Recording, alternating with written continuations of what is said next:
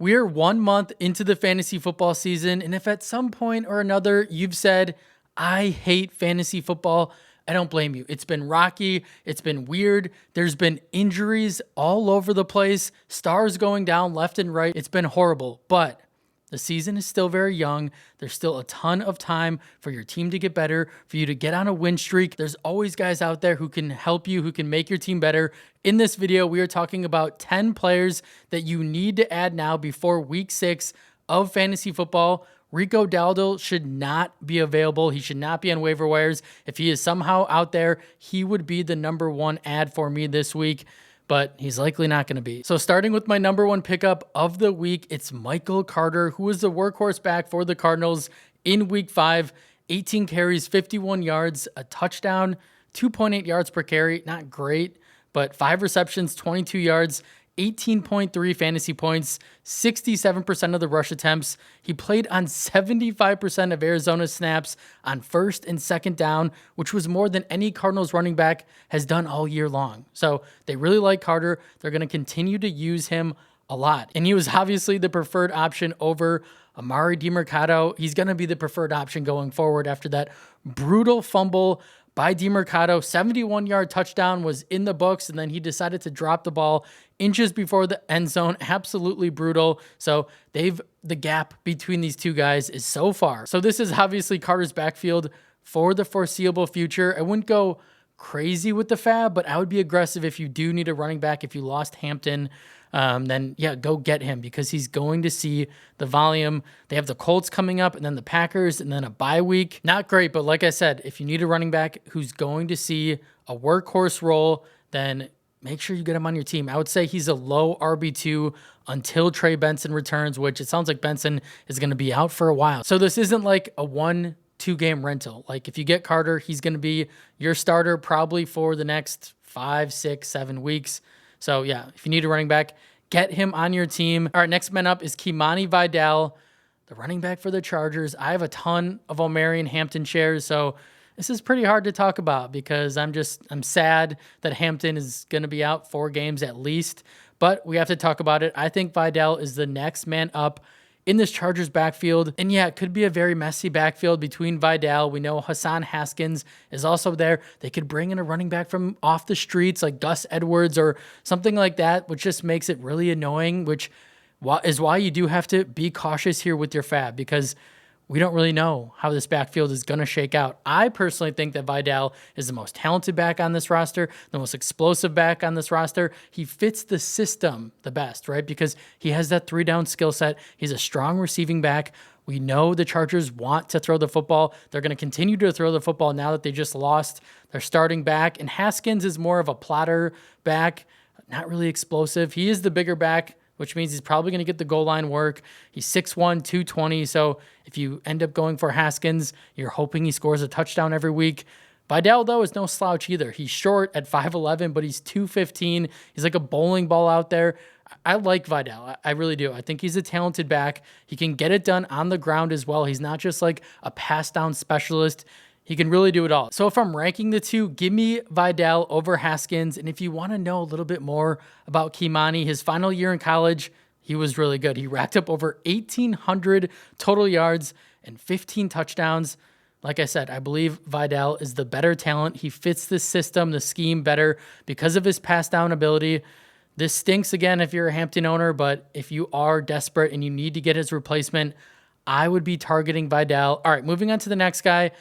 Mason Taylor, who made the stash list on Friday, the rookie tight end for the New York Jets, continues to ball. He looks really good in week 5, 9 receptions, 67 yards, 12 targets for a tight end. That is wild. 17.7 fantasy points, 26% target share, 27.8% first read share over the last 2 weeks. It's pretty obvious at this point that he's the clear-cut #2 option in this pass attack behind Garrett Wilson. And Taylor is going to continue to not only get better because he's a young player, but he's going to continue to get fed. And I look at Taylor as like Justin Fields' safety blanket over the middle. He kind of works in the short, intermediate parts of the field.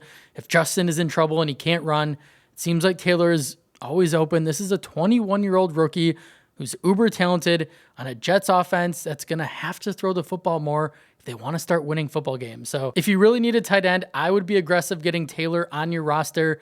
I don't think what's happened over the last 2 weeks is fluky at all. I think it's going to continue. I think he offers top 10 upside at the position going forward. So yeah, if you need a tight end, make sure you get him on your team right now. All right, moving on to our next guy, another tight end. He happens to be, 12 years older, but he's also playing out of his mind right now. And it's Darren Waller, who I know is rostered in over 50% of leagues, but if he is available, he needs to be added. And it's also worth mentioning because he has been playing incredible football since coming out of retirement, as he scored 17 plus fantasy points in each of his last 2 games. And in week 5, 5 receptions, 78 yards, found the end zone yet again, 18.8 fantasy points. And his usage only continues to grow, 28% of the snaps in week 4, 58% of the snaps last week, along with a 67% route participation, 24% target share, and his overall usage and production is only going to grow now with Tyreek Hill out for the year. We know this Miami offense last year with Jonnu Smith loved to utilize the tight end position. I'm not saying Waller is going to put up that type of production, but he's trending towards being ultra productive in this Miami offense that's going to continue to have to throw the football a lot. Jalen Waddle's looking like a wide receiver 1 in fantasy, and Waller, even though he's 33 years old, seems like the same guy. And if he continues to see this usage, his production is going to be phenomenal. If you need a tight end, Waller is your guy. He needs to be rostered in all formats going forward. He started out the year hot, and I think this is going to continue. All right, moving on to our next guy, Kendrick Bourne, who went crazy on Thursday night versus the Rams. 10 receptions, 142 yards, 11 targets, 24.2 fantasy points, 22% target share, 25% first read share, 3.74 yards per route run. While it was nice to see, Bourne is more of a rental, unfortunately, than anything, because the 49ers have no one on offense outside of Christian McCaffrey right now. Ricky Pearsall banged up, Juwan Jennings banged up, George Kittle has been out for a while now.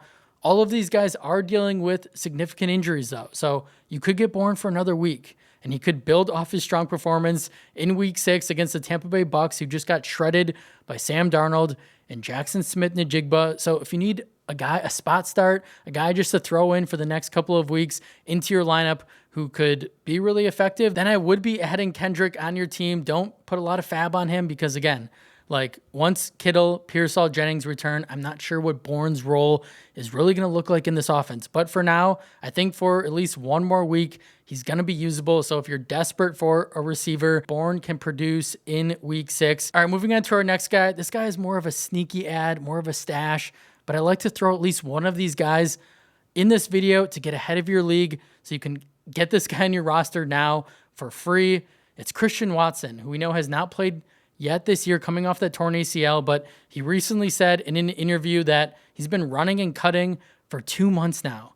He has complete confidence in his knee. He obviously wants to get back out on the field. Green Bay just opened his 21-day practice window, so he's going to be returning sooner than I think people are expecting, which is why I wanted to add him on here. Before the hype builds, before more people figure it out, get Watson on your roster if you have space. This is a really talented player sitting at 6'4", who offers blazing 4.3 speed. Like, remember, this is a guy who scored 8 touchdowns in 4 games his rookie year. He gets the luxury of being on a potent Green Bay offense with questionable playmakers, right? I mean, Matthew Golden, first-round rookie receiver, is still taking time to get integrated into this offense. I do think Golden is going to be really good, but he's not there yet. Jaden Reed, out with an injury. He's going to be out for the foreseeable future. Romeo Doubs has been playing well, but outside of Doubs and Kraft, like, they don't have a ton of options. Again, Golden is on his way to potentially breaking out, but Watson, when he returns, he's going to have a role. They don't have a guy like Christian on their team that can replicate what he can do for this offense. Anytime you can add a really talented player in a really good offense attached to an ascending superstar quarterback in Jordan Love, you do it. This is the perfect example of betting on a talented player in a really good situation and not worrying about how crowded the wide receiver room may seem, right? I think Watson is a player that has incredible upside the second half of the year and could start contributing sooner rather than later. So if you have a bench spot, if you want to sneak him onto your roster now, I would do so before more hype builds around him, and then you're going to have to pay up for him, or someone's going to add them onto the roster before you're able to. So Christian Watson, obviously not going to contribute this week, but if you can get him at the bottom of your bench, if you have room, I would be stashing him now. Some other strong ads this week would be Kendre Miller, whose role continues to grow for the Saints. Alvin Kamara, I don't know if he's getting phased out or if he's going to get traded away, but if he does get traded away, you're going to want Miller on your team. Kenneth Gainwell, who's coming off a huge performance in London. It looks like Jaylen Warren is going to be back this week, but I think Gainwell is still worth a speculative ad. Maybe his role has grown after that performance he just had. Brashard Smith, I'm recording this as the Monday Night Football game is going on, so I don't know how he's playing, but he's another guy whose role has only continued to grow on a good Chiefs offense. Those are guys you want to bet on. Tajay Spears for the Titans. He just got activated. He just played in his first game. He didn't do much, but another really talented player that his role is going to grow in this offense. That's another guy that I would want at the bottom of my bench. Isaiah Davis, the Jets running back. Breece Hall playing really well, but we know Braylon Allen's going to be out for a long time. If Hall were to get traded, which I don't think he will now that Allen is injured, but if he were to, Isaiah Davis would be in a workhorse role on a run-heavy offense, and I think Davis is a good player. Kyle Monungai, the rookie running back for the Bears, he could get that rookie bump coming out of a bye. He could have a bigger role. Same with Luther Burden for the Bears, rookie receiver. You could add Romeo Doubs, but it's pretty crowded wide receiver room. Doubs had those touchdowns, and he's never been a high target earner. So if Doubs doesn't find the end zone, then you don't really feel great about putting him in your starting lineup. But obviously, after scoring 3 touchdowns, it doesn't hurt to get him on your roster. Jalen Coker for the Panthers looks like he's going to be returning soon. Theo Johnson for the Giants coming off a 2-touchdown game. Looks like he's going to be involved in this passing attack. Hassan Haskins, which we mentioned before, he's still worth an ad because we don't know how this backfield is going to shake out. And then Torrey Horton, who continues to flash, rookie receiver for the Seattle Seahawks. If Cooper Kupp were to ever go down, Horton could be a guy that has a really strong second half of the year. So those are some other strong ads that I think you need to be getting at the bottom of your bench. Now, I think they can help you win right now. All right, that's all I have for you guys today. I really appreciate you guys watching the video. Get these guys on your team. Let's start stacking W's, and I'll see you in the next one.